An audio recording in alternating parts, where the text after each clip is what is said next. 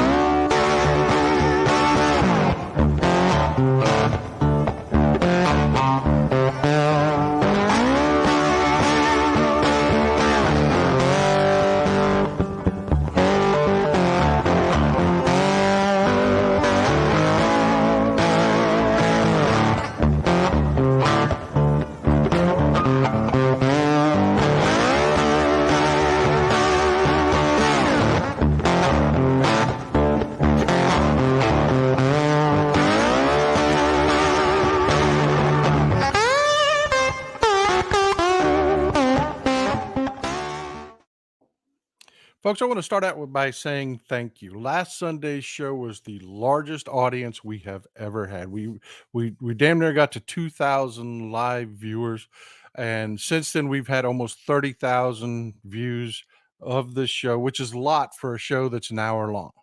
That's doing really well, folks. Thank you, and I am most grateful. You are really an amazing group of people. This community that we've built here is full of just fantastic people. The audiences that I see, the sparklers are fantastic. Uh, Tony Michael's fam is fantastic, but you potheads are amazing. The level of just the intelligence you bring, what you bring to the conversation is amazing, and I appreciate you. Thank you very much. So let's dive into it. Janet Yellen just took a trip to China, and the right wing has basically focused on the fact that when she was met with Li Yifeng, the vice premier of China, she did a little bow when she shook his hand. That's their takeaway. That's their takeaway. Well, folks, what's going on in China is immensely important right now. China's economy is, well, it's crumbling. It is crumbling. And with the world being a global community, we simply cannot sit idly by and watch this happen. And as usual, Joe Biden and the Biden administration is engaging in quiet competence. There was a lot of, Forbes and a lot of the right wing, C-SPAN, pardon me, CNBC, these right wing business channels did a lot of complaining about this trip because they wanted to see, I don't know, miracles, people walking on water. That's not what this trip was about, folks. After the Trump administration, relations with China have been strained, to say the least.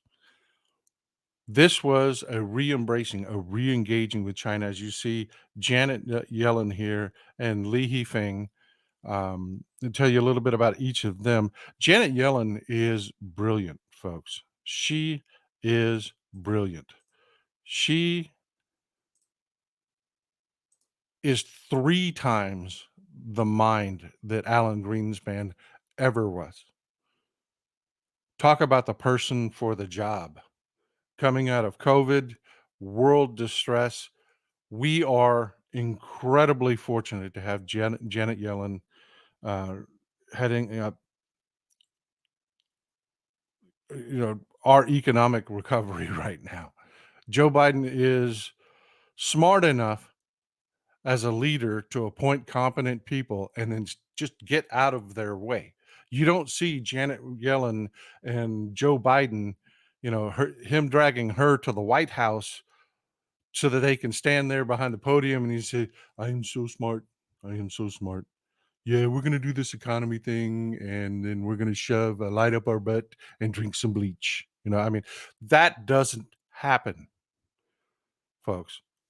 And it's important because it allows Janet Yellen to do her job. And Lee Hee-feng, the man for the job. He is. He's an economist. He's the vice premier of China, but he is an economist. He understands that the right man in the right place at the right time. A lot of folks don't know what's going on in China, how we got here. I- i- It's it's a long process, folks. China is a country of 1.4 billion people. And you have to just to imagine that. We're a country of about 300 million. And it's like herding cats around here. It is. I mean, we're so frustrated trying to get things done, it's not even funny. That's why China can never be a democracy the way we are. Democracies of that size don't work. It just becomes overly cumbersome. So China, which started out briefly for just a flea speck of a moment as a communist country, it they immediately morphed into a strong as soon as somebody had to form a government and try to actually run that place, it became a socialist government, has now become a hybrid socialist capitalist society. They have full on embraced capitalism and all of the problems that come with it, all the benefits and the problems that come with it. China has moved to become a more open society. It has. It's just what comes with capitalism. It comes with participating in a global economy. They are not they are not by any means us. They're not Europe. They're not anything like that.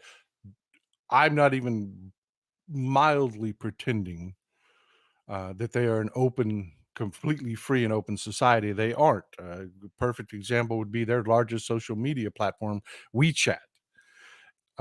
It is a centralized hub where they do everything from banking to their social media activities. It is basically a digital means for the government to look over their people's shoulders. It is. It is what it is. But in a country of 1.4 billion people, what are you going to do? Could you imagine the problems that we face in our democratic government on a scale 5 times as large? It's insane. I mean, it's insane to think about. Just to give you an idea of what we're talking about, we have 3 major cities in this country. We have New York that's got a population of almost 19 million people now. We've got Chicago that's got a population of almost 10 million people, and LA that's got a population of about 13 million people. Below that, you know, you the cities just aren't really that large. Let me give you an idea. These are just the cities with more than 5 million people in China. There's Shanghai, Beijing, Guangzhou, Shenzhen, Chengdu, Shenzhen, Chongqing, Nanjing, Wuhan, Xi'an, Hangzhou, Shenyang, Dongguan, Foshan, Harbin, Dalian, Qingdao, Xingzhou and Jinan, and I probably mispronounced half of those.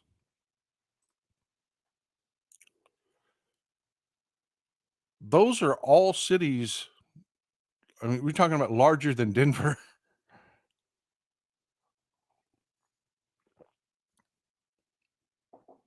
So, yeah, they are a socialist government. Z is a dictator. It is what it is. But it doesn't mean they're not capitalists, because they are. China has undergone over the last half decade an urbanization.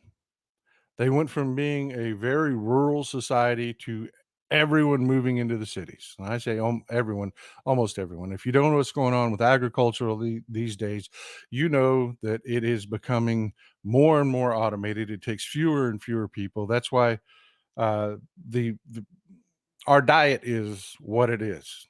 It's not because we've got a great taste for the way we eat things. It's what's offered to us because agriculturally, hell, man, even dairy cows work with robots now.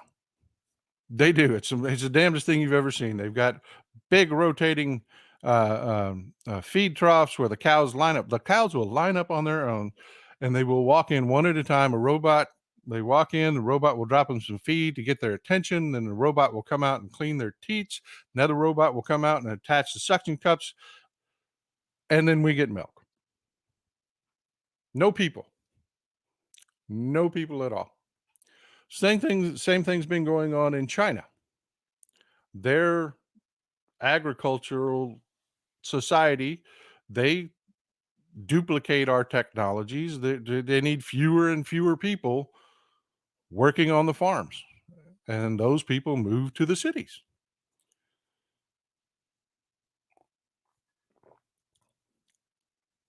And China being China, they cannot just react to what's happening. It's too many people. It's too easy to crash that bus. The government is deeply involved in everything that happens. Yes, that's horrible for freedom, but economically, capitalists love that. They won't tell you that, but they love it. They love the stability that comes out of that. They love Thank you, Bonnie. I appreciate that. I'm very proud of this mug. It's from Biddy and Bose. If you get a chance, look them up online after the show. Go visit them. Biddy and Bose, folks. It's great, great business. But anyway, sideline. So China pretty much well has to be run the way it's run. It does. I mean, we like to just dictators, but really, they cannot be a democratic society. They can't. So they've got a government that is deeply involved in their businesses over there. And as China became more urbanized, the government said, okay, we've got to put people to work. We do. We've got to put people to work. I know. Let's build stuff. And boy, howdy did they. And to give you an idea how capitalist they've become, these companies that are doing the construction, one of the biggest is a company called Country Garden, they issue bonds. And every Wall Streeter out there for the last decade and a half to 2 decades has been pushing these bonds. They have. They have been pushing these bonds. They are the corner BlackRock. Everybody likes to complain about BlackRock, the big, massive fund here in the United States. They have a massive amount of holdings in these bonds. And it worked great for a while. It did. It worked great for a while. They were building apartments that no one has ever lived in. It's the creepiest thing you've ever seen. If you get a chance, there's some documentaries on it. There are just some images online. You can go look. I've got one here for you.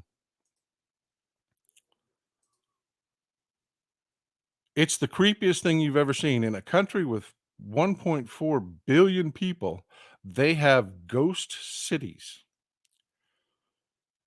They have cities that have almost no population in them. And you can see these buildings are almost identical, one right after the other, after the other, after the other, after the other. And they just kept building to keep their economy rolling. Then COVID hit. Right as their economy began to be unable to sustain this false construction boom. It's not really a construction boom if you're not selling them to people.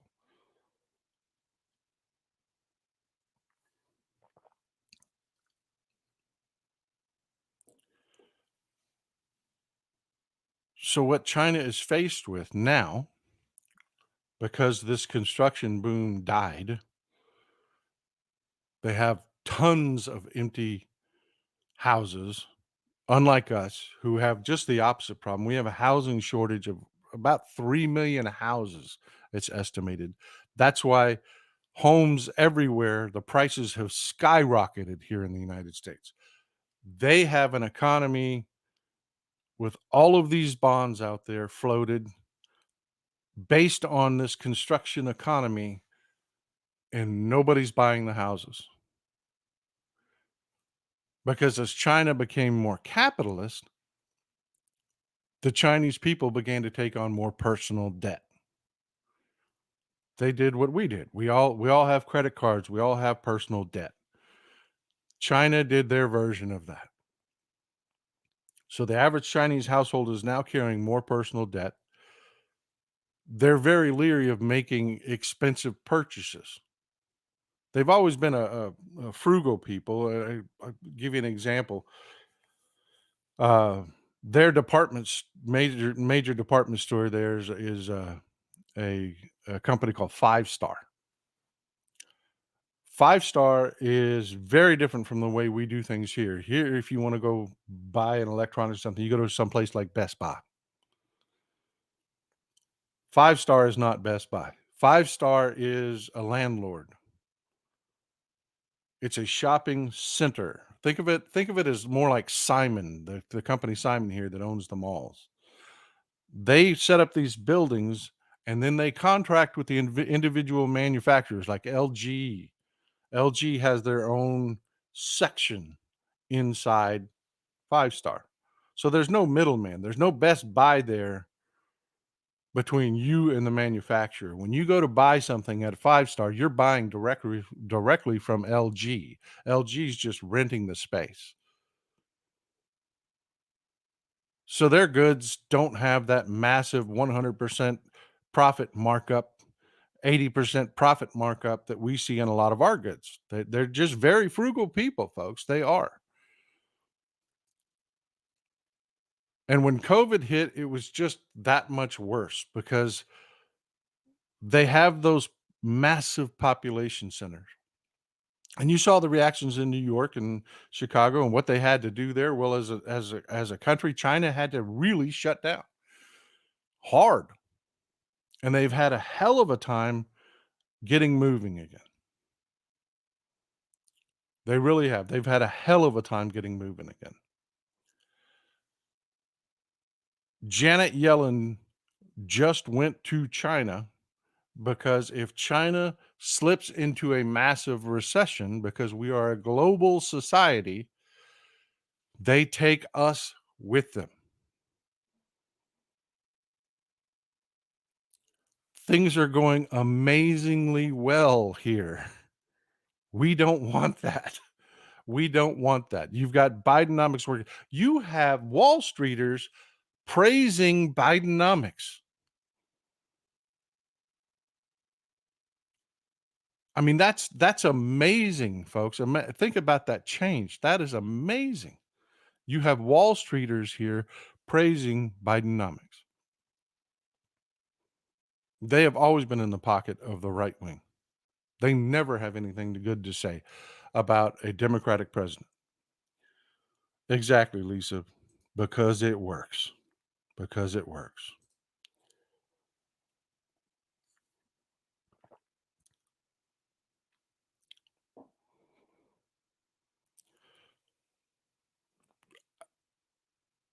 I wanted to just draw a contrast. Janet Yellen went over there to press flesh, to reestablish communications on a friendly level at the top levels. She had a 5-hour meeting with Li Yifeng to discuss what their plans are, to get assurances from us that we aren't going to try to tank their currency. And the response has been their bonds that had been in free fall have now started to slowly tick back up. The world is looking at China and saying, okay, the grown-ups are in the room. China is going to spend what it needs to do on a stimulus program. Folks, the unemployment is so bad in China right now. You with college, like for instance, take college graduates. It's in all sectors. I mean, you've got the people that were working construction before. That's not happening like it was. They've pretty much will clamp down on new construction right now. So all of those people are competing for lower and lower and lower wages.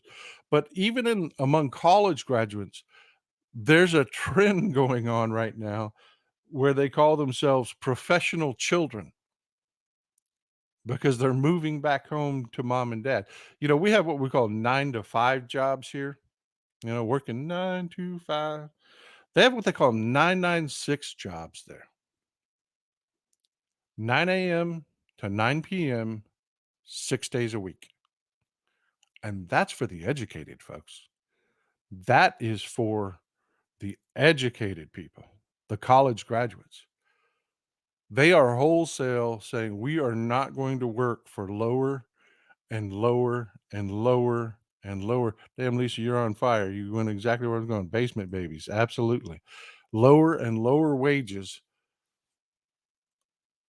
dawn till dusk and after, pre dawn till post dusk, 6 days a week. We're not going to do it. And China is terrified that this is going to be a trend that sticks around. So they are dumping money wholesale into their economy right now. After we met with them and gave them assurances that we are not trying to destroy China, that there, as Janet Yellen put it, there is room enough in the world for the United States and China. And we looked them in the eye and gave them assurances that we would help to keep their yuan from plummeting. They've done the things that they need to do to keep their economy going, which is good for us. Which is good for us. Carter, I appreciate you saying that. Um, I wouldn't call them allies as much as China's being very opportunistic with Russia. They're actually geopolitically, um, they've got a worse relationship than we do with Russia. They do. I mean, they're on each other's borders. They're it's like North Korea and South Korea. I mean, it is not that friendly. China is taking advantage of Russia right now because they can. But folks, the good news is that when the grown-ups sat down, when the Democrats, we Democrats sent Janet Yellen over there to do her job and let her do her job. The Republicans were talking about her handshake. Meanwhile, everybody with a brain in their head that is following what is actually going on have now started to buy Chinese bonds again. It is working. And that is where I'm going with this, folks. Nobody likes backroom deals. Nobody likes bailouts. Nobody likes any of it. But you know what, folks? If China collapses, so do we. If India collapses, so do we.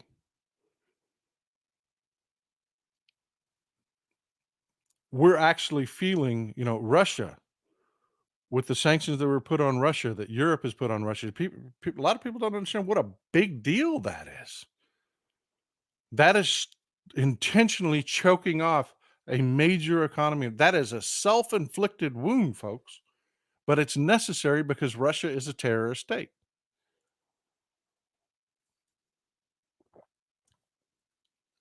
So where I'm going with this, and I'm gonna wrap this up. Way to go, Joe. Way to go. I can't tell you how well I sleep at night knowing that there's somebody doing their damn job. That that it's not some idiot standing at the podium talking about China. Somebody that actually knows the cities that exist in China, that understands our relationship with them, not just Taiwan and, "Oh, everybody's got a posture." It makes me sleep well at night. And yes, absolutely, Kathy, absolutely. We have to vote. There's just no other way around it. We have to vote. And to give you some idea of how global our economy is, I told you I would only speak about Trump briefly. Um, just to give you an idea how big things are, people forget that what happens here travels around the world. Former president or wannabe Indiana Jones, Trump to return antiquities kept at Mar-a-Lago to Israel. This is Haaretz, folks. Haaretz is an Israeli publication. There are similar headlines all over the world. This event, if you weren't here for the show where I talked about it, the Israelis loaned us priceless antiquities, coins and ceramic oil lamps for our Hanukkah celebration while Trump was in the White House. Trump kept them. I mean, personally, kept them. Took them to Mar-a-Lago. And the Israeli government, finally, with a partner here in the United States that has some decency in the Biden administration, has been trying to get these things back. And Trump finally said he would do it.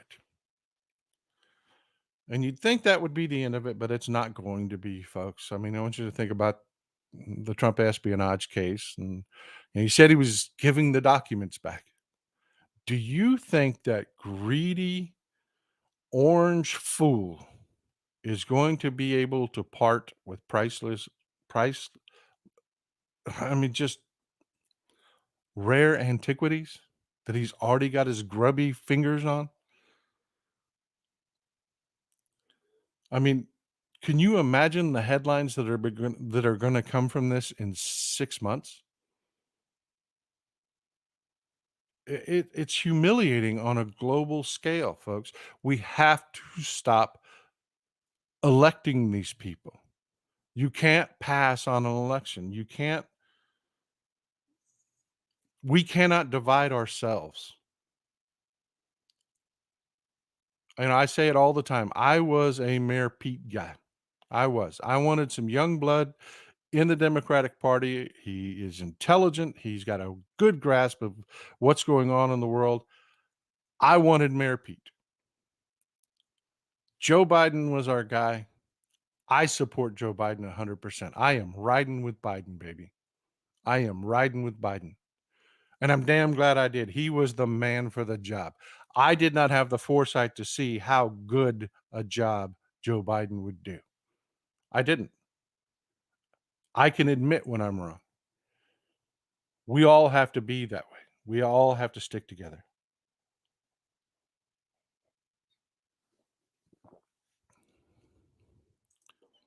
That's what I'm talking about, Stephen boy. That's what I'm talking about. I want young blood too, Gavin Newsom 2028. I may not support Gavin Newsom. I don't know. I have to look at look more at it, that's a long way away. But you know what? You fight like hell for that guy. You be a ride or die Democrat. That's what it means to be a ride or die Democrat, folks. When you see those hearts and skulls out there, Roy right here, he's a ride or die Democrat. Blue hearts and skulls. What that means is you support your guy. You support your guy or gal. You fight like hell for them. But when the primaries are over and the dust is settled, we're Democrats. We walk in that booth and we pull the lever for Democrats because we know that when things like what's happening in China are going on, that we will have grown-ups in the room busting their ass to make it happen.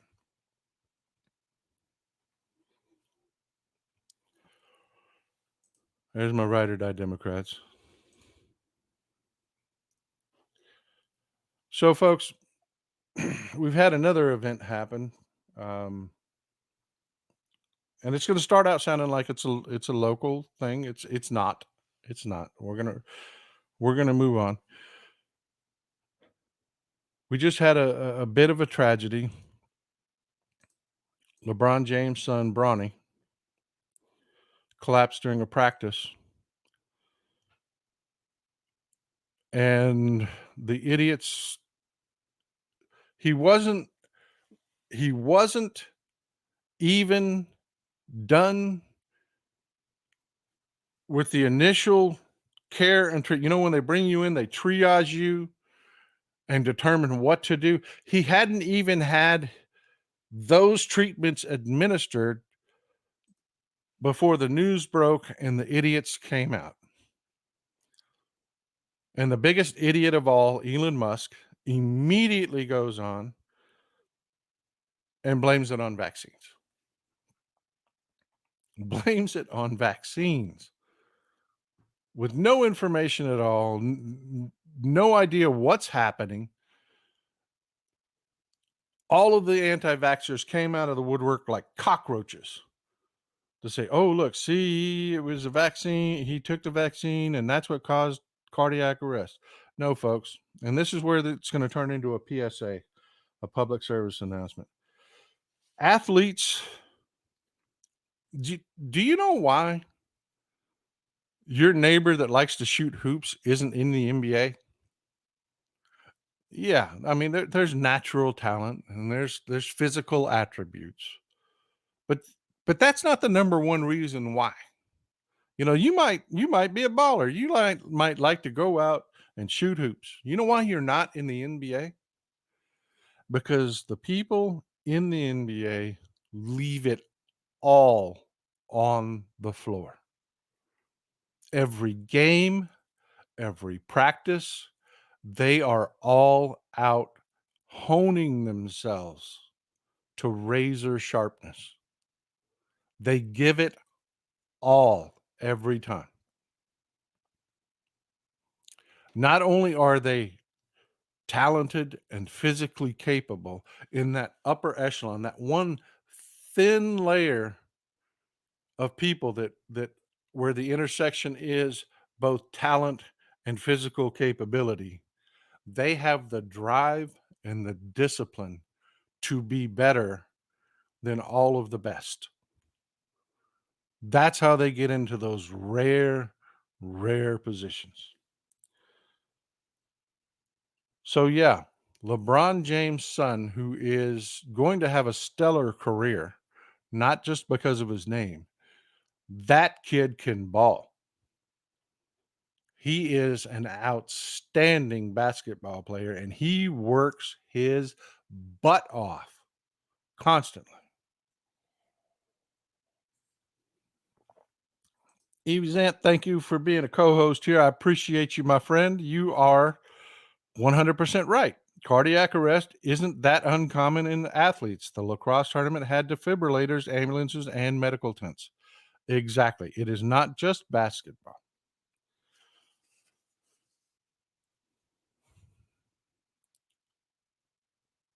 When you work that hard, you sweat. It is easy to become dehydrated. Very easy. But not just dehydrated. You leach electrolytes. I'll tell you a personal story. My father-in-law, um, he collapsed. We got a phone call. We went down to ran him down to the hospital. I was in the room with him. My wife was out taking care of her mother-in-law, and we were talking, and he wasn't there. When they drew blood from him, it looked like, Hershey syrup. Hershey syrup you put on your ice cream, make chocolate milk with. That's what it looked like.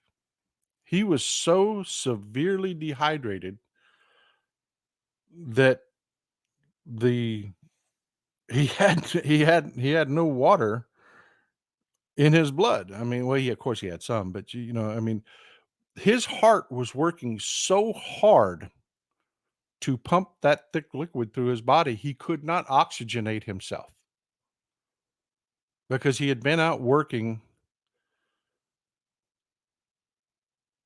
He had been out working. Amen. Water breaks, exactly. All day and had not kept up with his hydration, and not just hydration, folks. And this is where I'm gonna bring this to a public service announcement. All of us, all of us have been out exerting, playing, working, doing whatever. And you had that moment, that moment of just dizziness. It just wasn't right. Folks, I need you to know that there is a razor thin line between that feeling and cardiac arrest. Because when you're so dehydrated that you can't keep your thoughts together, or even worse, you crumple. You're depleted of electrolytes, not just water. And electrolytes, they're 4 minerals in your body. They call them electrolytes because they're minerals that carry a charge, an electrical charge. It's sodium, potassium, calcium, and magnesium.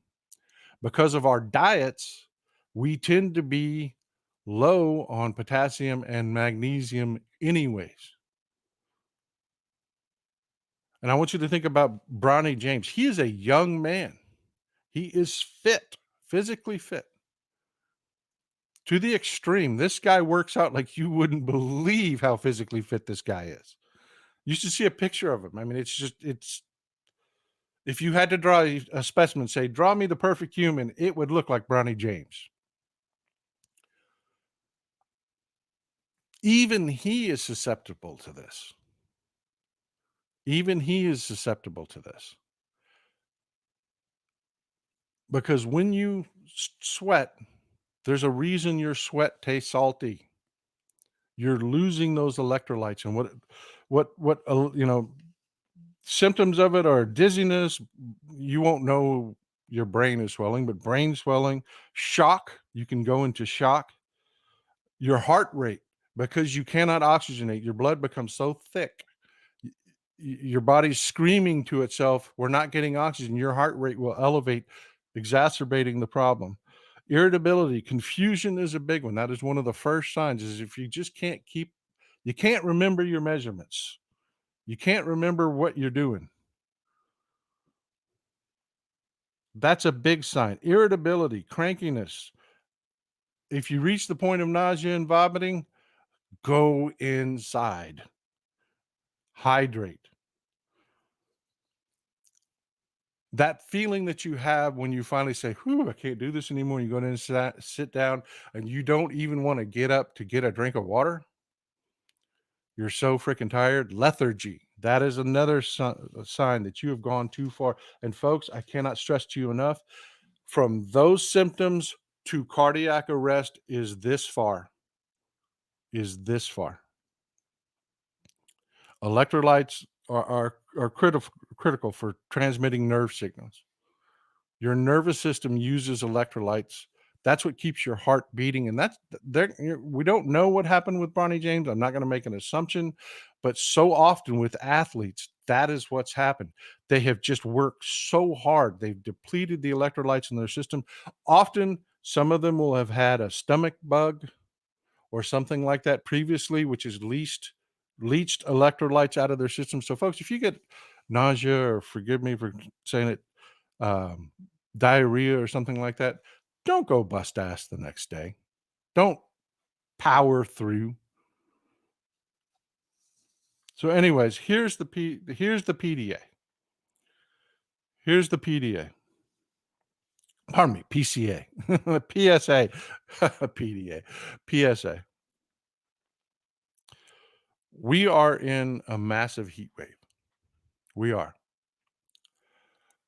Go get you a little bottle of Pedialyte next time you go to the grocery store. It's only a few bucks. I know you're saying Pedialyte, that's for babies. No, it's not. No, it is not. It has twice the electrolytes of sports drinks, half the sugar. If you ever feel yourself having any of those symptoms, please go in, sit down, get you a glass of ice, pour your little Pedialyte on top of it, and just sip. You will be amazed how quickly you feel better. You will be amazed. And there are other products. If you don't want Pedialyte because it was originally for children, to replenish electrolytes in babies when they're ill.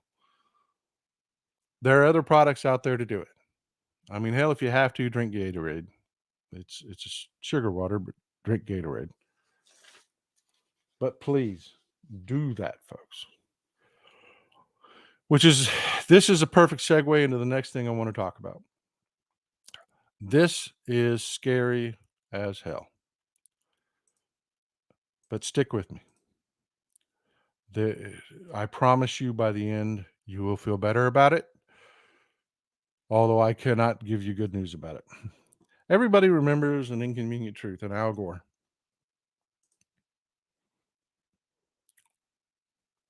2006, this came out. But what people don't remember is, and we're going to go through some slides here, so please stick with me. What a lot of folks don't remember, most people don't remember, is how Al Gore said this would happen. And the scientists that actually provided Al Gore with his information said this would happen. There is a current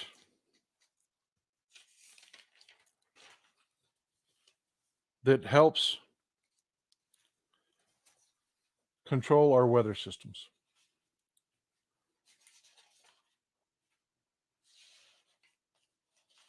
And you have to think about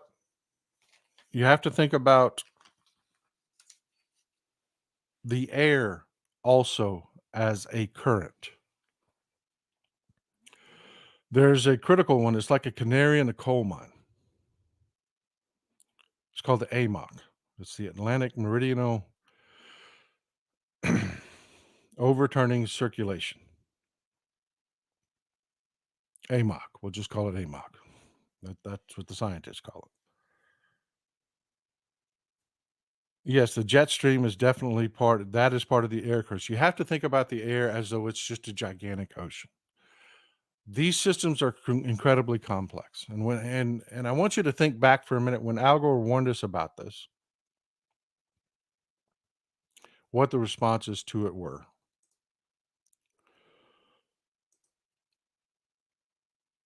Al Gore warned us that AMOC would slow down and then eventually stall if we didn't stop pumping carbon into the atmosphere.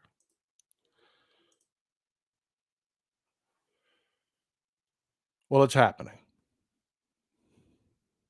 It's happening right now as we speak. And the bad news is there is nothing we can do at this point to stop this from happening.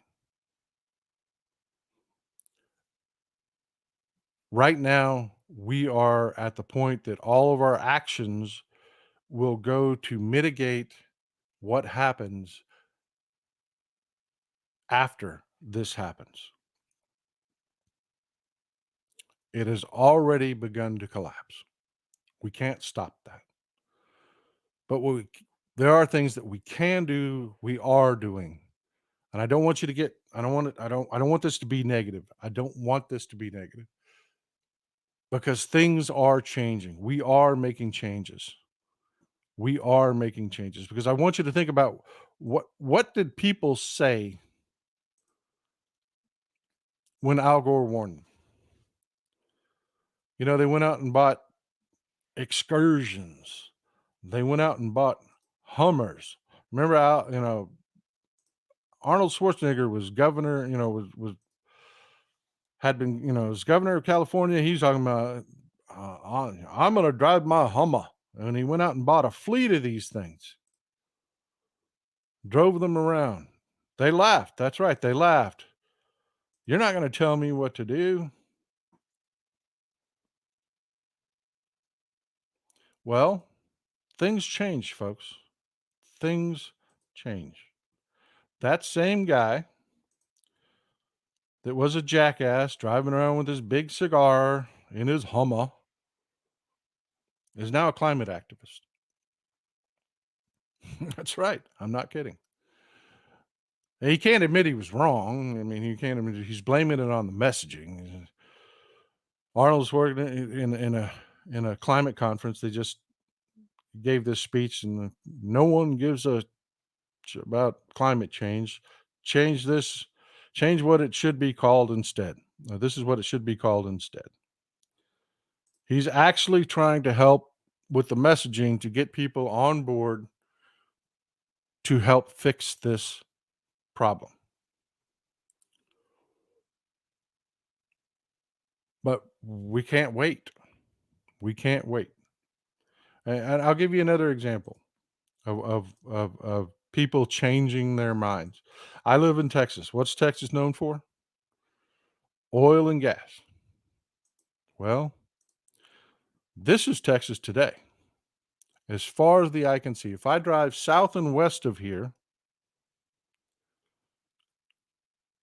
as soon as I break out of the forest, I hit the plains. The Great Plains come all the way down into Texas through Dallas and Fort Worth and that area, all the way down to north of Austin.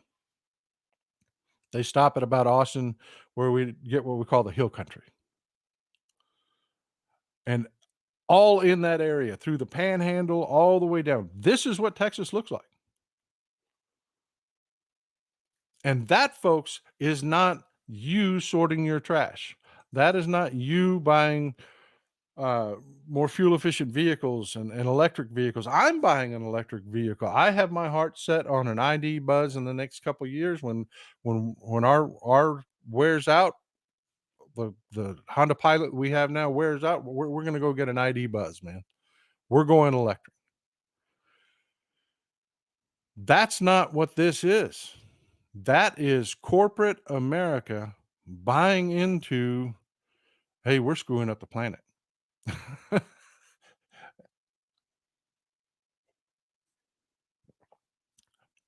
We are screwing up the planet. Good comment, Naomi. So, yeah, things are changing, folks. Things are changing. Bonnie, great hemp and bamboo. That's right. I mean, we are going in the right direction in so many ways. What happened? Well, Trump got elected and they tried to go backwards. The Republicans are talking about going backwards all the time. They're fighting us on everything. And we're moving the right direction, and we're not going to give that up. And this is why. This is what we're looking at. This is what they call thermohaline circulation. If you look at the very top there, the curlicues at the top up near Greenland and by Europe, and we have a wonderful international audience here. This affects everybody. That's what thermohaline circulation looks like. You have to think about the air is its own currents, but this is what's going on in our oceans. It's driven in part, there's several things that drive it, but it's driven in part by sea ice.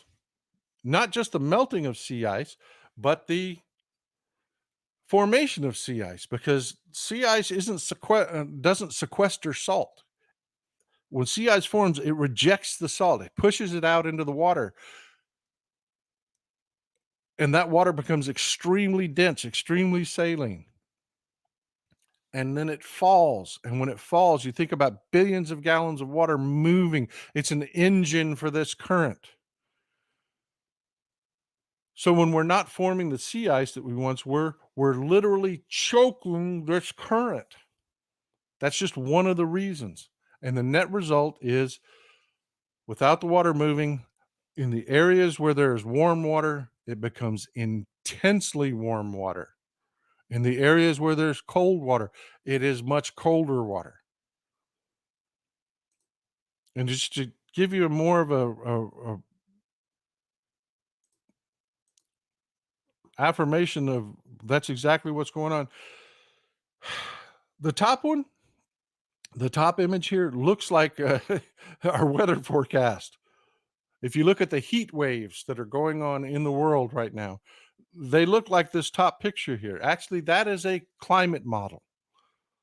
That is what the first stages of the collapse of the AMOC currents and the other. There are several of these currents that, like I say, they're like canaries in the coal mine. As this current slows down, this is the predicted temperature changes, and it looks just like our current weather patterns. And what's the result of that? Hot, hot, hot water in the Gulf, around Florida. Everywhere you see those storms, and there's so many storms every year that you never hear of that are named storms. That's why we go through all the letters of the alphabet, sometimes twice, because these storms don't ever brew up to the point where they make it on your radar. Hot water powers these storms. They will get worse. They will get worse. And as a side note, I want you to think about the idiot they elected in Florida that is causing insurance to collapse in his state. Every major insurer is pulling out of the state of Florida. Insurance rates are skyrocketing all while this is happening. If you look at the middle image here, I'll run through this real quick. I don't want your eyes to glaze over. The middle image here, you see at the top, a little blue swirl there. What that is the cold water is no longer circulating like it used to, and it will cause cold spots, cold fronts in we know where they're going to start, up around Greenland. Temperatures will drop. Precipitation will also drop at the same time. It will get colder. So all of my friends in Northern Europe know that we know about this, and we're looking at it, and we're working on it, and we're sorry. We are going to fix this. We know now, and we're going to fix this. But if you look at the third image here, that is a complete shutdown of the AMOC current. Folks, that's an ice age. That's not hyperbole either. That's an ice age. Maybe a mini ice age, but it's an ice age. It may be a full on ice age. We don't know. We've never seen this before. We've seen ice ages happen before. We've studied them. We know what caused them. The earth wobbles as it spins. That will sometimes change our orbit just a little bit around the sun, and that'll cause an ice age. We've had cataclysmic events happen that pump massive amounts of carbon into our atmosphere. We know that caused ice ages before. We've never had an ice age caused by us before, but it's on its way. The AMOC current was predicted to last well through 2100. It's not. It's not. They're saying 2050 to 2100, the AMOC current will shut down. And I know what you're saying. I know what you're saying. Paul, you said this should be positive. That don't sound too damn positive to me. Folks, we see it coming. There have been changes. Every generation sees changes. It does. Our parents' generation built suburbs.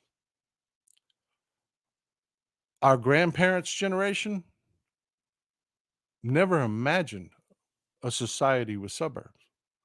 and our parents and grandparents, it was farms or cities. That was about it. We built a digital society, Gen X. We built a digital society. Our parents never imagined a digital society. They have never imagined news traveling around the world instantly. The knowledge that the changes that are happening in our society, they never imagined them. This will be our children's generation's problem to deal with. But we don't have to just let them experience it. We don't have to just let them run into it like a brick wall. We can keep doing things. We can keep fighting. We can keep mitigating this. It doesn't have to be as bad as can possibly be. Yes, we may not be able to avoid it, but we can make sure it isn't forever. We can make sure it's as short as possible. We can change how we live and what we do. All of the things. Bonnie Baxter, great comment. All of the things. Yes, we can plant trees. We can stop deforesting the Amazon. There are millions of things that we can do. We may not be able to stop the temperatures from melting the tundra in Siberia and releasing massive amounts of methane that are going to trigger this problem, but we can do the things that we can do. And as you see with those pictures of Texas, even corporate America is buying into it now. They're doing the things that we need to do. So what do we do to make sure that things aren't as awful as they can be? We vote Democrat. Vote for people that believe in science. Don't vote for people that say things like, "Oh, Bronny James collapsed because of a vaccine." Don't vote for people that refuse to take vaccines in the middle of a health crisis. Don't vote for people that bring a snowball to the floor of the Senate like James Inhofe and say, "Oh, well, guess what? We've got snow, so global warming's not real." Don't vote for people. Arnie may have changed his ways now, but damn it, don't vote for people that say, "Oh, well, screw your client, your climate talk. I'm going to drive my Hummer anyways, and there's nothing you can say about it." Don't do it. Bonnie, another one. Bee colonies are collapsing. Plant flowers all over your earth. Absolutely. Absolutely. Do the things that you can do. Little things like that on a personal level that each one of us can do. Yes, plant bee friendly flowers. If you can have a bee colony, become an apiary, but have some bees, man. It's huge. Do everything we can. Do everything we can to make this change. Be this change.